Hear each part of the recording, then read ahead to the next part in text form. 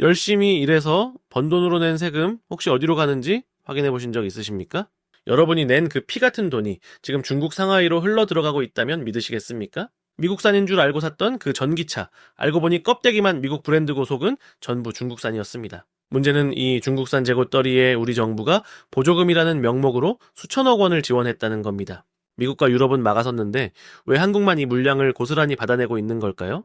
오늘 영상 끝까지 보시면 내 세금이 어떻게 중국 배터리 공장을 돌리고 있는지 그 충격적인 실체를 알게 되실 겁니다. 자, 시계를 조금만 뒤로 돌려보겠습니다. 2024년부터 2025년 사이 전기차 구매를 고민하던 분들 많으셨죠? 매장에 가보면 딜러가 이렇게 말합니다. 고객님, 이번에 가격이 정말 착하게 나왔어요. 보조금 받으면 4천만 원대입니다. 솔직히 혹할 수밖에 없습니다. 세계적인 브랜드의 전기차가 국산차와 가격 차이가 거의 없으니까요. 그런데 그 싼 가격의 비밀, 딜러가 말해주지 않은 원산지에 있었습니다. 바로 테슬라의 상하이 기가팩토리 물량입니다. 미국 텍사스나 캘리포니아가 아니라 중국에서 만들어진 차들이 한국 항구로 쏟아져 들어온 겁니다. 이 현상을 이해하려면 먼저 이 풍선 효과라는 경제 개념을 알아야 합니다. 한쪽을 누르면 다른 쪽이 불룩 튀어나오는 것처럼 특정 시장이 막히면 물량은 규제가 느슨한 곳으로 흐르게 되어 있습니다. 2024년부터 미국은 IRA 법안으로, 유럽은 탄소 국경세와 관세 폭탄으로 중국산 전기차의 진입을 철저히 봉쇄했습니다. 중국 내수 시장은 이미 포화 상태였고 상하이 공장에는 재고가 산더미처럼 쌓이기 시작했죠.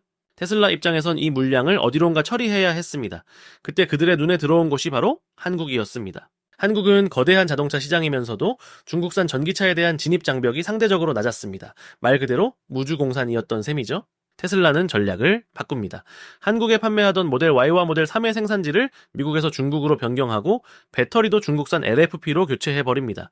여기서 잠깐 LFP 배터리가 뭔지 짚고 넘어가야 합니다. 리튬, 인산, 철을 섞어 만든 배터리인데 핵심은 싸다는 겁니다. 기존의 한국 기업들이 주력하던 NCM, 즉 3원계 배터리보다 에너지 밀도는 낮지만 가격 경쟁력이 압도적입니다. 중국 CATL이 이 LFP 배터리 시장을 꽉 잡고 있습니다. 테슬라가 중국산 LFP를 탑재했다는 건 차값의 40%를 차지하는 배터리 비용이 고스란히 중국으로 간다는 뜻입니다. 하지만 소비자 입장에선 배터리 제조사가 어디인지, 양극재가 뭔지 알기 어렵습니다. 그저 테슬라인데 싸네? 하고 계약서에 도장을 찍는 거죠. 그 결과는 폭발적이었습니다. 2024년, 2025년 테슬라 코리아의 판매량은 급증했고 수입 전기차 점유율 1위를 탈환했습니다. 평택 한 개는 매일같이 중국에서 온 자동차 운반선이 들어왔고 하역장엔 중국산 테슬라가 끝도 없이 늘어섰습니다.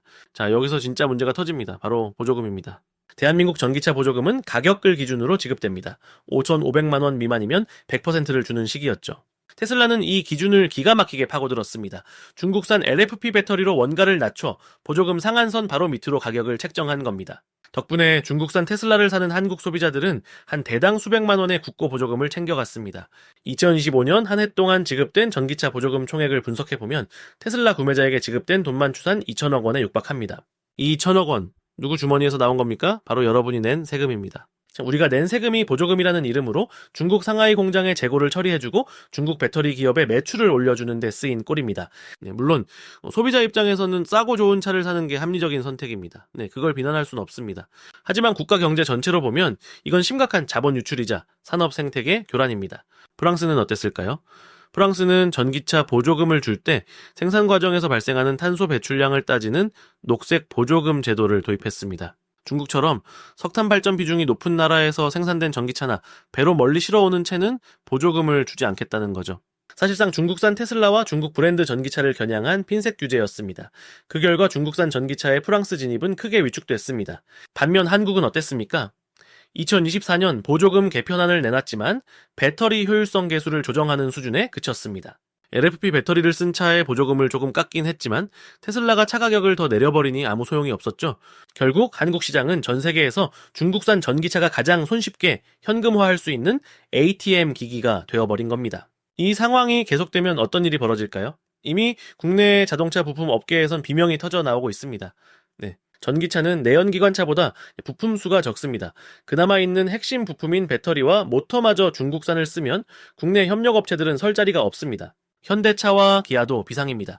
가격 경쟁력을 앞세운 중국산 테슬라에 밀려 내수 점유율 방어에 막대한 마케팅 비용을 쏟아붓고 있습니다. 더 큰 문제는 K배터리라 불리는 LG에너지솔루션, 삼성 SDI, SK온 같은 국내 배터리 3사입니다. 안방인 한국 시장에서조차 중국산 LFP에 밀린다면 글로벌 시장에서의 입지는 더욱 좁아질 수밖에 없습니다. 혹시 그래도 테슬라는 기술력이 좋잖아? 라고 생각하시나요? 물론 자율주행 소프트웨어는 압도적입니다. 하지만 하드웨어, 특히 배터리 기술의 주도권이 이제 중국으로 넘어갔다는 건 부인할 수 없는 현실입니다. 테슬라뿐만이 아닙니다. 최근 볼보나 폴스타 같은 브랜드들도 중국 공장에서 생산된 차량을 한국으로 들여오고 있습니다. 브랜드는 스웨덴인데 제조국은 메이드 인 차이나, 그리고 보조금은 한국 세금. 이 기묘한 삼각관계가 2026년 현재 대한민국의 도로 위를 달리고 있는 겁니다. 그렇다면 우리는 어떻게 해야 할까요? 그냥 손 놓고 지켜만 봐야 할까요? 정부 차원의 대책도 시급하지만 소비자로서 우리의 선택도 중요합니다. 현명한 소비의 기준을 바꿔야 할 때입니다. 차를 살 때 단순히 브랜드와 가격만 보지 마세요. 딜러에게 꼭 물어보셔야 합니다. 야, 이 차 어느 공장에서 만들어졌습니까? 배터리 제조사는 어디입니까? 차대번호 BAN을 확인하는 것도 방법입니다. 테슬라의 경우 차대번호가 LRW로 시작하면 중국 상하이 공장 생산분입니다. 미국 생산분은 OIJA로 시작하죠. 같은 돈을 내고 산다면 적어도 내가 사는 물건의 출처는 정확히 알아야 하지 않겠습니까? 이건 국수주의나 애국 마케팅을 하자는 게 아닙니다. 공정한 무역과 우리 산업의 생존에 관한 문제입니다.